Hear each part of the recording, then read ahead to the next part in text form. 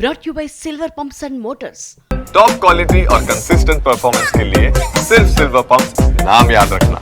తెలంగాణలో నీటి వినియోగంపై రచ్చ జరుగుతూ ఉంటే సిడబ్ల్యూసి ప్రశ్నలకు బదులేది బనకచెర్లకు దారేది అంటూ సతమతమవుతోంది ఏపీ ప్రభుత్వము.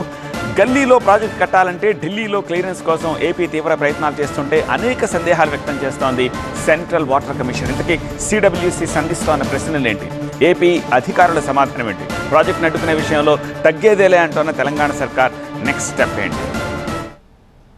బనకచెర్లపై ఒక అడుగు ముందుకు 2 అడుగులు వెనక్కు అన్నట్టుగా మారింది పరిస్థితి.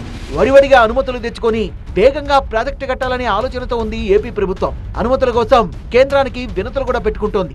పలు ప్రశ్నలతో రాష్ట్రానికి లేఖ రాసింది కేంద్ర జలసంఘం. గడిచిన 100 ఏళ్లలో 75 ఏళ్లు 200 టీఎంసీల నీటి లభ్యత ఉందా? అన్ని రాష్ట్రాలు ట్రిబ్యునల్ కేటాయించిన నీటిలో 75% వాడితే పరిస్థితి ఏంటి?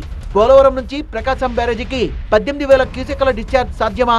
200 టీఎంసీలు తరలించడానికి 129 రోజులు వరద జలాలుంటాయా? వరద జలాల్ని ఎలా లెక్కిస్తారు? వాటికి ట్రిబ్యునల్ అవార్డులున్నాయా? వరద నీటి లెక్కల దృష్ట్యా ట్రిబ్యునల్ నిబంధనల ప్రకారం ప్రాజెక్టు ఉందా? గోదావరిపై కట్టిన ప్రాజెక్టులేవి? వాటిలో అనుమతులున్నవేవి, లేనివేవి? పూర్తయిన ప్రాజెక్టులేంటి, నిర్మాణంలో ఉన్నవేవి?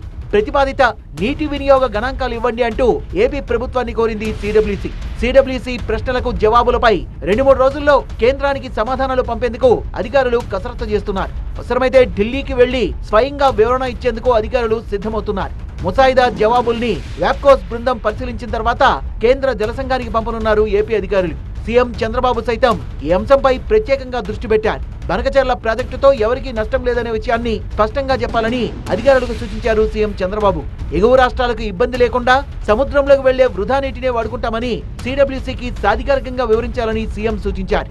అనుమతుల కోసం ఏపీ విశ్వ ప్రయత్నాలు చేస్తుంటే అడ్డుకునేందుకు తెలంగాణ తన వంతు ప్రయత్నాలు చేస్తోంది. సోమవారం ఢిల్లీకి వెళ్తున్న సీఎం రేవంత్ కేంద్ర జలశక్తి మంత్రితో భేటీ అయ్యే అవకాశం ఉంది. మొత్తంగా ఢిల్లీ చుట్టూ బనకచెర్ల పంచాయతీ తిరుగుతోంది. ప్రాజెక్టుకు అనుమతులు వస్తాయా లేదా, తెలంగాణ ఏం చేయబోతోంది అనేది వెయిట్ అండ్ సీ.